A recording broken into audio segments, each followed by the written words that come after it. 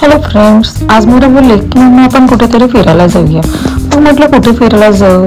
मग सुचलं की आपण विनोबा भावे आश्रम बघायला जाऊया पवनारला. त्यासाठी मग आम्ही ऑन द वे आहोत आणि मग जाताना पवनार म्हणून हे गाव लागते, तिथेच त्याच प्लेसला आपण आज जाणार आहोत आश्रम बघायला. इतके सुंदर सुंदर झरणे लागलेले आहेत आणि ते झरणे बघून अगदी म्हणजे खूप छान वाटत होतं. आणि पावसाळ्यामध्ये हा सीन खूप सुंदर बघायला मिळतो. त्यामुळे तुम्ही नक्की व्हिजिट करा आणि माझ्या चॅनलला सबस्क्राईब पण. पाणी जास्त असल्यामुळे आम्ही मुलांना आतमध्ये काही पाण्यापर्यंत घेऊन गेलेलो नाही.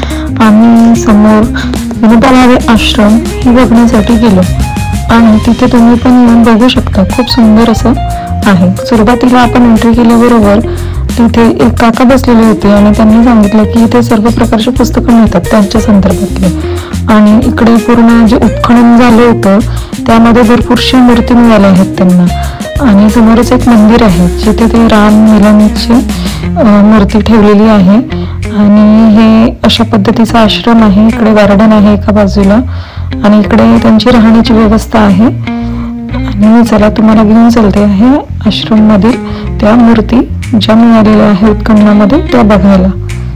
तर तुम्ही बघू शकता ह्या अशा पद्धतीच्या मूर्ती आहेत ज्या खूप सुंदर आहेत. आणि ती तेव्हाचं जे कल्चर होतं आणि ते दाखवण्याचा प्रयत्न केला आहे थोडासा.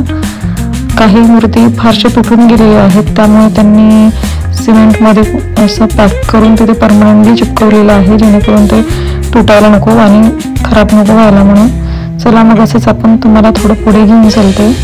तिथे आपण विनोबा निवास, आधी जिथे विनोबा भावे निवास करायचे ती कुट्टी म्हणजे ती रूम आहे आणि तिथे त्यांची समाधी ठेवलेली आहे.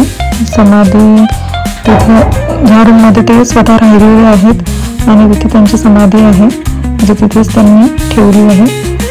आणि इथे त्यांच्या पादुका आहेत बाहेर.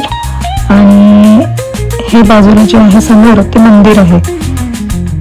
मंदिरमध्ये रामलीलांची एक मूर्ती ठेवलेली आहे छान.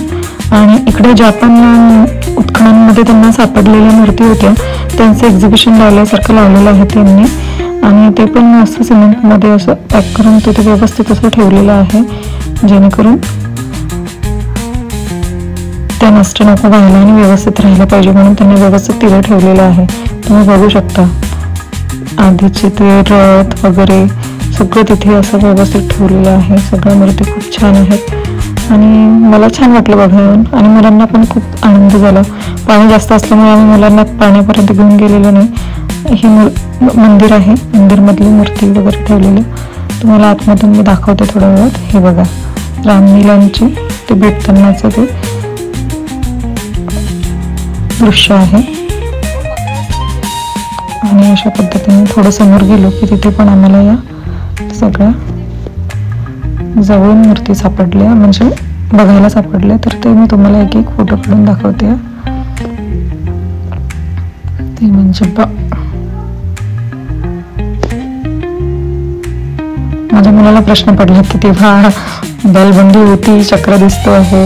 आम्ही बाहेर निघालो तिथे आम्हाला गौशाला बघायला मिळाली. तिथे खूप सगळ्या गायी ठेवलेल्या होत्या आणि अशा पद्धतीचे हे आश्रम आहे आणि आम्ही आता निघतो आहे.